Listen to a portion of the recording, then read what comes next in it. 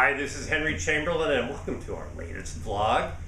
Just finished up with the National Advisory Council meeting out in Napa. Big crowd, a lot of new companies, a lot of excitement, but 5 topics that were teed up that I wanted to talk about a little bit. One is the economy. You know, people say, well, how's the economy doing?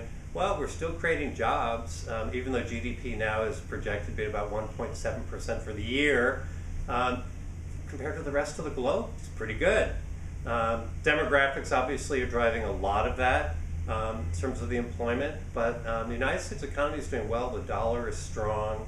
The value of real estate continues to go up. The investment in that product continues to go up. So in terms of economies, you know, people are looking to the United States as a place to invest. And I mentioned demographics only by way of saying there's a wonderful book out called The Accidental Superpower, if you haven't read it, and it talks about demographics going to 2020, 2030 in terms of the aging workforce in many areas. In fact, the United States, compared to Europe, is relatively young. So taking a look at the demographics. But when you look at the US, we're in a pretty good place. So are we in the 7th or 8th inning of this recovery? I don't know. When you travel around the country, I'll call out to my friends in Raleigh. I just got back from there. Maybe we're in the 5th inning. And of course, it's playoff time, so we have to talk baseball.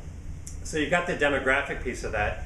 Looking at office product, we had a couple good presentations on that. There was one that was great on the gig economy.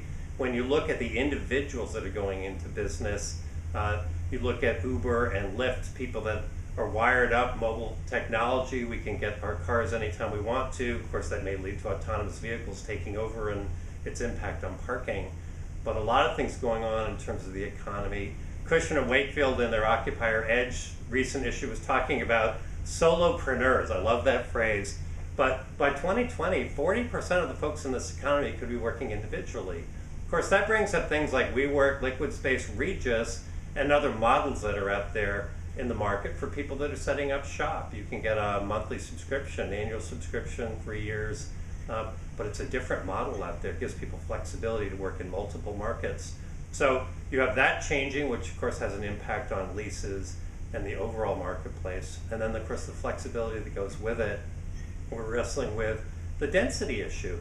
And I'll go back to parking, but if you've got more people moving into tenant spaces, 50% more potentially in some places, what about that parking ratio you have? So people are wrestling with open concept, hybrids.